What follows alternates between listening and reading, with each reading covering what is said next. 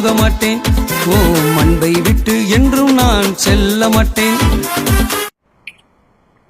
ஹல்லேலூயா. என் அன்பு சொந்த பந்தங்களே, எப்படி இருக்கிறீங்க? நல்லா இருக்கிறீங்களா? குட்டீஸ் எப்படி இருக்கிறீங்க? மழை காலம் ஜாலியா விளையாடிட்டு இருக்கீங்களா? வீட்டுக்குள்ள தண்ணி போட்டு கீட்டு கப்பல் கப்பல்லாம் விட்டுட்டு இருக்கீங்களா? கர்த்தர் நல்லவர். அல்லேலூயா. என் அன்பான தேவ பிள்ளைகளே, இந்த நாட்கள் நீங்கள் யாவரும் கிறிஸ்துடைய அன்பை அதிகமாக ருசி பார்த்திருக்கிறபடினால் தேவனுக்கு எது பிரியமானது, தேவனுக்கு எதை செய்தால் தேவன் நமக்கு நன்மையானதை செய்வார் என்பதை ஒவ்வொரு அன்பு தேவ பிள்ளைகள் நீங்கள் அறிந்து கொள்ள வேண்டும் என்பதை உங்கள் தகப்பன் விரும்புகிறார்.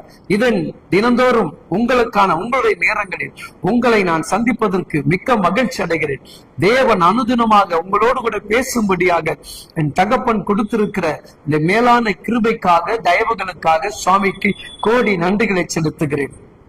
யூடியூப் சேனல் மூலமாக, பேஸ்புக் மூலமாக அநேக தேவ பிள்ளைகள் நீங்கள் கொடுத்து கொண்டு இருக்கக்கூடிய நல்ல ஆதரவுகளுக்காக மனதார தகப்பனுக்கு நன்றி செலுத்துகிறேன். ஒருவேளை இந்த நாட்கள் இதை பார்த்து கொண்டு கேட்டுக்கொண்டு இருக்கக்கூடிய என் சொந்த பந்தங்களே, இந்த வார்த்தைகள், இதில் உள்ள வசனங்கள், இதனுடைய தேவ பிரசனங்கள் உங்களை தொடுவோம் என்றால் உங்களுக்கு அந்த பிரசனத்தின் மூலமாக தேவ மகிமைகள் வெளிப்படும் என்று சொன்னால் உண்மையிலே இந்த ஊழியத்தில் பரிசுத்த ஆவினர் இருக்கிறார் என்பதை நீங்கள் உணர்வடைய ஆரம்பித்தீர்களா?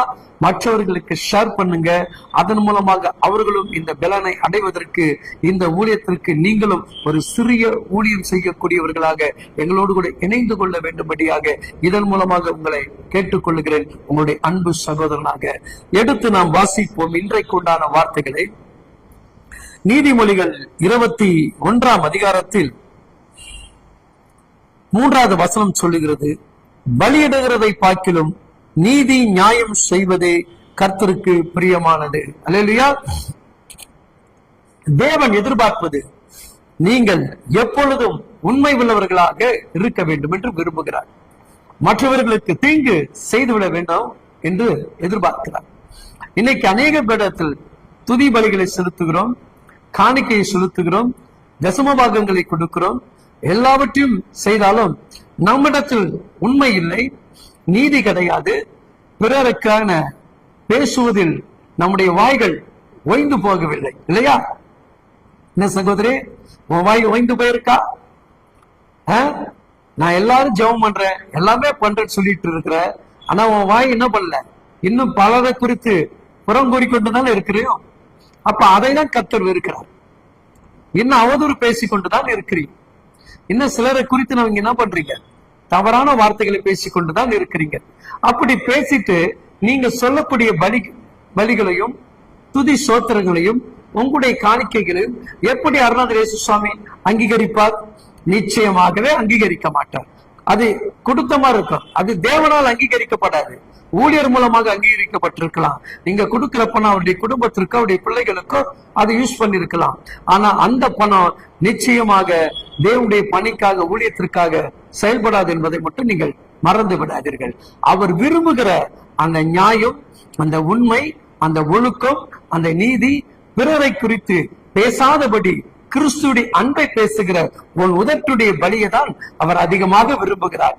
நீங்கள் இப்பொழுது என்ன பலிகளை செலுத்திக் கொண்டிருக்கிறீர்கள்? சிந்தித்து பாருங்கள், உங்களுடைய நினைவுக்கு கொண்டு வாருங்கள். நாம் இதுவரைக்கும் யாரை குறித்து அவதூறு பேசியிருக்கிறோம்?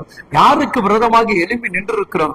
நாம் எப்பொழுதும் கிறிஸ்துவானவரை தானே பிரியப்படுத்த வேண்டும், அவரை மட்டும்தான் நம்ம மகிமைப்படுத்த வேண்டும் என்கின்ற அந்த உணர்வோடு கூட நீங்கள் இருப்பீர்கள் என்று சொன்னால், ஒருவேளை இப்படி அவதூறு பேசி பலருடைய இருதயத்தை நீ காயப்படுத்திக் கொண்டிருப்பாய் என்று சொன்னால் நிச்சயமாக உன்னுடைய இருதயம் ஒரு நாள் காயப்படும். அன்றைக்கு ஆறுதல் சொல்வதற்கு யாருமே பக்கத்துல இருக்க மாட்டார்கள். நீ பேசினவர்கள் இன்னைக்கு ஆறுதல் சொல்லக்கூடிய இடத்துல பலரை தேவன் உருவாக்கி வைத்திருக்கிறார். ஆனா பேசின உனக்கு ஒருவரும் இல்லாமல் போய்விடுவார்கள். இன்றைக்கு மனம் திரும்புங்கள், ஒப்பு கொடுங்கள், அவருக்கேற்ற பலிகளை செலுத்துங்கள், அவருக்கேற்ற உண்மையாக இருங்க, நியாயமாக நடங்க, நீதிகளை பேசுங்கள், அன்புகளை பேசுங்கள், நல்ல காரியத்தை விதைங்கள். நீங்கள் விதைக்கிற விதைகளில் கர்த்தருடைய நாமம் மட்டுமே மகிமைப்படுவதை தவிர அவருடைய நாமங்கள் உன் மூலமாக என் மூலமாக தூஷிக்கப்படுவதற்கு இடம் விடாதபடி மிகுந்த கவனத்தோடு ஜாக்கிரதையாக இருங்கள். கர்த்தர் உங்களோடு கூட இருந்து நல்லமான காரியங்களை அவர் செய்வாராக. ஆமென்.